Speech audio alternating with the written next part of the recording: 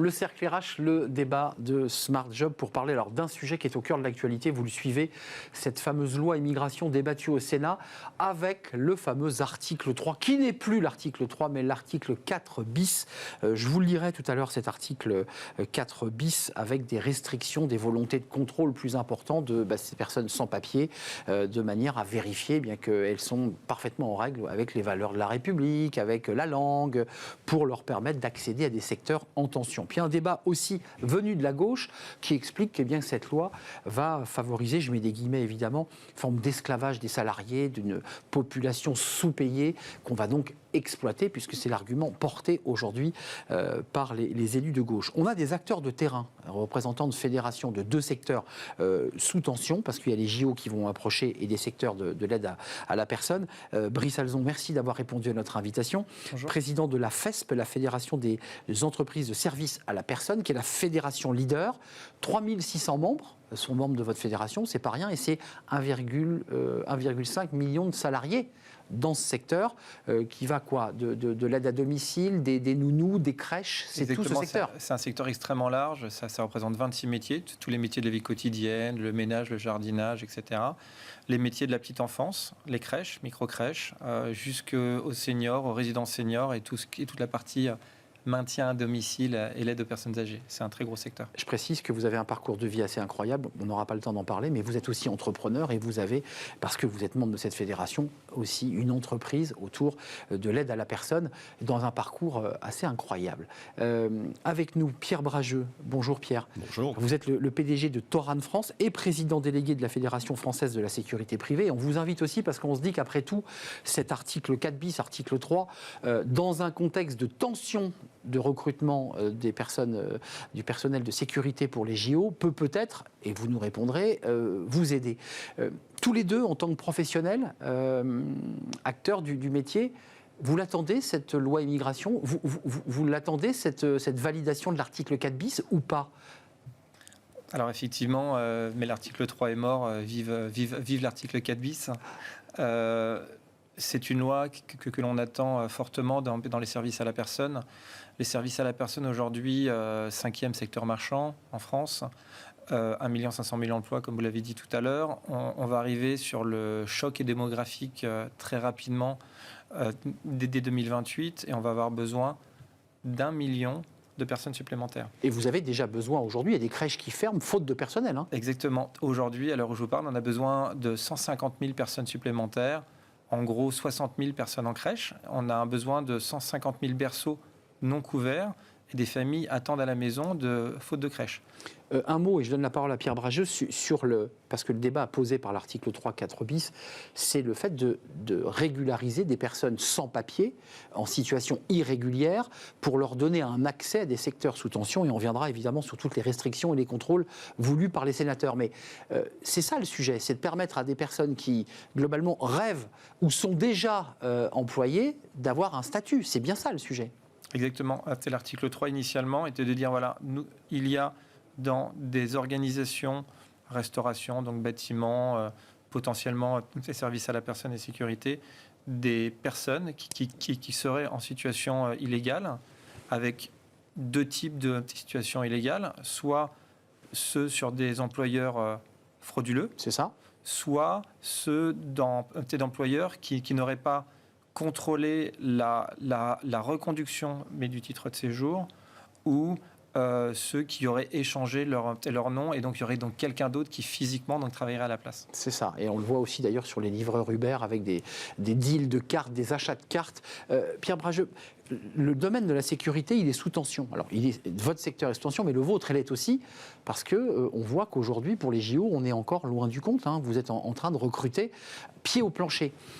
Est-ce que vous l'attendez, cet article, ou est-ce que par les règles et le système très réglementé de votre profession, vous dites « nous, ça ne nous concerne pas trop » ?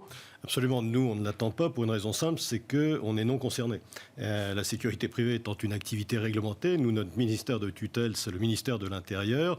Et donc, par définition, les contraintes qui sont tout à fait légitimes qu'on a à l'entrée dans notre métier font que, de toute façon, article 3, 4 bis ou que sais-je, ça ne changera strictement rien. Par contre, effectivement, on est un secteur en tension, puisque au moment où nous parlons, il y a à peu près 175 000 agents de sécurité privée en activité dans ce pays. Et on considère au niveau de la branche, je parle au niveau surveillance humaine, qu'il nous en manque 20 000 pour tourner en rythme de croisière, ne serait-ce qu'aujourd'hui. Hors JO, hein. Hors JO. C'est-à-dire qu'on est pour l'instant à moins 20 000 et pour les JO, il faudra passer à plus 25 000. Donc, très honnêtement, on est effectivement un secteur en tension. La problématique du recrutement, mais on n'est pas le seul. Et par contre, moi, ce qui me dérange un tout petit peu dans cette thématique des métiers en tension et de la régularisation, c'est que je demande simplement ce qu'on entend par métier en tension, parce que je suis très gêné, parce que ça fait très bien la formule fait mouche, mais en attendant, c'est quoi métier en tension? C'est-à-dire, il y avait une liste, hein, vous avez vu, il y avait une liste qui a été réécrite. On va nous créer très probablement effectivement un haut conseil aux métiers en tension ou un conseil supérieur des métiers en tension. Un pour comité Théodule, quoi. Un de plus, mais c'est vrai qu'on en manquait, parce que le même métier, à 300 km de distance, dans un bassin d'emploi, il n'est pas en tension, et à 300 km de là, il est en tension, si vous voulez. Et puis vous avez des questions de tension structurelle et d'autres qui sont beaucoup plus conjoncturelles. Donc je me méfie de cette notion de méfier en tension, parce qu'il y a plein de secteurs qui le sont. Et en plus, cette régularisation ne réglera absolument pas un bon paquet de problèmes. Un mot quand même, parce que pour pouvoir mettre le pied dans la sécurité, il y a des règles précises, vous êtes réglementé. Je ne parle même pas des débats des ports d'armes, juste le fait de rentrer, c'est quand même 5 ans pour les personnes. Absolument, c'est pour ça qu'on est non concerné. C'est 5 ans de séjour régulier sur le territoire national. Donc déjà, on est... Et un casier judiciaire vierge, j'en ai d'accord. Bien évidemment, mais ça, a priori, on peut espérer que certains sont... Voilà, la maîtrise de la langue française. Bref, on a tout un tas de contraintes à l'entrée qui font que, pour nous, la régularisation, dans ce qui concerne la surveillance humaine, n'aura aucun impact et ça ne changera rien pour nous. Brice Salzon, il suffit d'avoir poussé la porte d'un EHPAD ou de centres pour des personnes âgées, voire même des crèches, pour découvrir la sociologie, le profil de ces femmes, de ces hommes qui, il faut le dire, sont très engagés pour la plupart dans leur métier. Comment on fait là? Parce qu'il y a un débat sous-jacent à cet article 4 bis, c'est pourquoi votre secteur n'attire pas. Est-ce que c'est un problème de salaire? Est-ce que c'est un problème d'attractivité? Et pourquoi aujourd'hui, certains employeurs sont obligés de faire appel à des personnes sans papier? Alors, peut-être deux choses. Premièrement, effectivement, la population dont vous faites écho, était dans nos métiers, était du domicile, est une population principalement en Île-de-France, mais pas que, issue de l'immigration. Mais c'est une population qui est en titre de séjour. On n'est pas sur l'article 3. Aujourd'hui, dans toutes nos entreprises de services à la personne... provisoire, on est d'accord. Provisoire. Mais dans toutes nos entreprises de services à la personne, nous avons des responsables d'agence qui contrôlent évidemment mais les titres de séjour à des personnes. Il peut se poser des questions sur le particulier employeur, parce que ça peut être des particuliers qui ne savent pas trop les mécanismes de la loi. Résolu quand même avec le reste à charge quand même, non? Parce que vous l'évoquiez, avec cette nouvelle règle qui permet à l'employeur d'avoir moins de dépenses à la source, et vous dites vous-même, pourquoi utiliser une personne au noir alors qu'elle a un système fiscal qui est plus avantageux? Ça a dû régler un certain nombre de sujets, ça. Alors effectivement, l'esprit même de la loi Borloo et l'esprit même des services à la personne, c'est d'avoir une défiscalisation, un crédit d'impôt qui fait qu'il est plus avantageux aujourd'hui d'avoir une personne déclarée, encore plus grâce au système et de l'avance immédiate d'ailleurs qui a lieu depuis l'année dernière, que d'utiliser une personne non déclarée. Qu'on y voit clair, il y a effectivement le débat des titres de séjour vérifiés par l'ensemble de votre filière, des 36 000 membres de cette fédération, mais en quoi finalement cette question vous concerne? Ça va permettre quoi? Là, de créer un appel d'air et de pouvoir mieux recruter? Parce que c'est ça le sujet? Alors, nous, effectivement, comme ce que vous nous demandiez sur votre question précédente, c'est qu'on a un vrai souci d'attractivité sur nos métiers. Donc, il faut aller chercher des personnes. Effectivement, nous, on privilégie évidemment sur le territoire français. Donc, on travaille énormément sur l'attractivité, sur les centres de formation pour faire revenir des personnes sur les métiers du domicile au général. Et on aimerait ouvrir le débat sur une immigration contrôlée, sur ces métiers en tension, et de faire en sorte qu'il puisse y avoir des personnes qui seraient un peu moins allophones, mais ça on en reparlera aussi peut-être par rapport à l'article 2, oui, qui est un sujet qui nous préoccupe énormément, et de former ces personnes sur ces métiers du domicile quitte après à ce qu'ils retournent dans leur pays pour pouvoir exercer leur profession. Je précise quand même que l'article 3, redevenu article 4, c'était lié aux circulaires Valls de 2012, parce que tout ça renvoie aux circulaires de Valls, et on se souvient de Nicolas Sarkozy qui parlait d'une immigration choisie. Ce débat est vieux comme le monde. Est-ce qu'il vous ulcère sur le plan, je dirais, du débat politique que j'évoquais tant par les arguments de la gauche, qui est de dire on va utiliser une main-d'œuvre pas chère à bon marché, que le débat posé par le RN qui dit mais attendez, on est en train de créer un appel d'air pour l'immigration. Quand on regarde réellement la réalité des entreprises, non, enfin je vous vois lever les yeux au ciel. Oui, non, mais vous avez tout à fait raison. C'est là où parfois le monde économique est un peu gêné aux entournures et hésite à communiquer. Pourquoi ? Parce que c'est un débat éminemment politique. Et sur le plan économique, je ne suis pas persuadé que l'article 3 ou 4 bis changera grand-chose parce qu'on est en train de parler de régularisation de combien de personnes ? Accessoirement, dire ça va déverrouiller les problèmes de recrutement que vous rencontrez, je suis navré, mais les gens qu'on va régulariser sont déjà en activité. D'une certaine façon, ça ne changera pas grand-chose à l'équilibre économique. Mais moi, j'ai un problème. Si on prend un tout petit peu de recul sur ces sujets-là et qu'on reste sur une vision plutôt économique, moi, la seule question que je me pose, c'est quand on est dans un pays où on est avec un taux de chômage qui est entre 7 et 8% et qu'on nous explique avec satisfaction qu'on est quasiment aux frontières du plein emploi, il va falloir que je ressorte mes cours d'économie de ma lointaine jeunesse parce que c'est pas le référentiel que j'avais en tête. C'était plutôt entre 3 et 4 qu'on était au plein emploi. Voire 5. Soyons généreux, c'était plutôt 5. Je vous accorde 5. En France. Mais ceci étant, donc, il y a un vrai problème de savoir pourquoi on a de telles difficultés de recrutement avec un taux de chômage qui est encore à 7-8%. Et là, il y a un vrai sujet. Et là, il n'y a pas que les travailleurs étrangers qui sont concernés. Je pense qu'il y a aussi un système global qui est peut-être à repenser. Et je ne voudrais pas que cet article 3 soit simplement, je ne dirais pas une illusion, mais que ça attire l'attention alors que le vrai problème de fond est peut-être ailleurs. Brice Alzon, pour qu'on y voit bien clair dans votre secteur, parce que c'est un secteur qui intéresse des millions de Français. Non seulement fait vivre 1,5 million de personnes, mais intéresse des familles entières. Où est-ce que je mets mon enfant à la crèche ? Est-ce que la crèche sera ouverte ? Est-ce que la qualité de service va répondre à ce que j'attends pour accueillir ma progéniture ? C'est des questions qui sont éminemment importantes. Vous dites aujourd'hui d'un sujet très politique, on le voit, le débat est rude, Gérald Darmanin ferraille dur au Sénat. Vous dites, on veut en faire une opportunité économique. Grâce à cette loi, on va peut-être pouvoir, je mets des guillemets, résoudre notre pénurie de main-d'œuvre ou pas ? Ou vous êtes plus modeste et vous dites, attendez, on ne va pas résoudre le débat des secteurs sous tension ? Effectivement, non. Parce qu'on a estimé...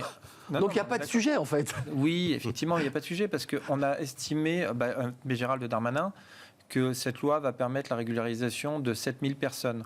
Proportionnellement, sur les 150 000 dont je vous parlais qui nous manquent aujourd'hui, ça fait que ça régulariserait potentiellement 1000 personnes. Vous voyez qu'il y a quand même un décalage de 149 000 personnes encore en attente.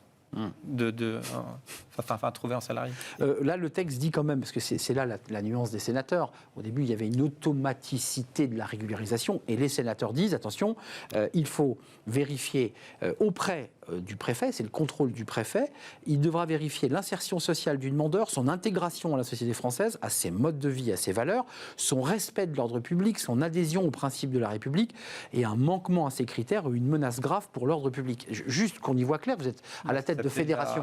La circulaire Valls, mais vas-y. C'est la circulaire Valls. J'ai relu la circulaire Valls. Mais c'est la même, quasiment. Absolument. Mais alors, attendez, on est en train de faire un débat tous les trois qui est passionnant, avec des gens engagés pour essayer de faire vivre notre économie. Et vous nous dites très calmement, tout ça ne va pas servir à grand-chose, globalement. Hein. On est en train de mettre des contraintes qui font qu'en termes de volume, très franchement, c'est un débat qui prend beaucoup d'ampleur, mais qui concrètement sur le terrain ne changera pas forcément les équilibres. Brice Alzon, je vous repose la question parce que vous avez répondu qu'à une partie. L'enjeu de l'attractivité, et ça c'est votre métier, c'est de les former, de donner envie de venir travailler dans ces crèches. Parfois ces femmes travaillent très très loin du lieu où elles travaillent, c'est un vrai sujet. Est-ce qu'il y a un débat que vous ouvrez avec les pouvoirs publics et avec le gouvernement sur l'augmentation des salaires ? Parce qu'il y a un vrai sujet sur cette question, ou pas ? Alors, oui. C'est un sujet que l'on ouvre très fortement auprès des pouvoirs publics et qui ne dépendent pas de nous. C'est-à-dire que dans l'aide aux personnes âgées, il y a ce qu'on appelle l'aide pour l'autonomie, l'APA. Aujourd'hui, l'APA est plafonnée par les départements à 23 €.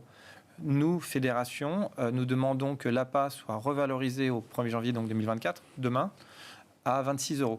Et le taux idéal, on est même un peu au rabais, on serait entre 30 et 32 €. Tant que nous ne valorisons pas dans un français correct, le cash-in, ce qui permet de faire vivre les entreprises et les associations du secteur. Oui. Nous sommes bloqués sur la rémunération des salariés en... Vous avez raison de le préciser, il y a eu quelques affaires retentissantes qui étaient des entreprises, mais il y a aussi beaucoup d'associations engagées sur le secteur. Un mot, combien il vous manque là pour les JO, là pour l'instant? Parce que je sais que vous êtes pied au plancher, il y a des appels d'offres qui sont lancés pour recruter. On en est où là? Écoutez, il faudra demander à Paris 2024 où ils en sont exactement. Ce sera beaucoup plus simple pour eux de répondre. On ne fournira pas les 25 000, il faut être très clair. La sécurité privée ne sera pas capable de monter en puissance à ce point-là. La seule question, c'est à combien de distance on sera de l'objectif. On se retrousse les manches, tout le monde est très volontariste, mais il faut être très clair, on est à moins 20 000, passer à plus 25 000 pendant la période des Jeux. 55. C'est pas 45 000, c'est impossible. Merci à vous deux, messieurs, de nous avoir éclairés sur ce sujet plus politique finalement qu'économique. Encore que, merci à vous, Brice Alzon, président de la FES, la Fédération des entreprises de services à la personne, 3600 membres, et c'est 1,5 million de salariés qui travaillent dans votre secteur. Et merci à Pierre Brageux, le PDG de Toran France et président délégué de la Fédération française de la sécurité privée. Fenêtre sur l'emploi, on termine et nous sommes en retard avec Jean Pralon de l'EM Normandie sur les cadres et le talent, leur rapport au talent. Ça, c'est un vrai sujet, c'est une étude passionnante et on l'accueille.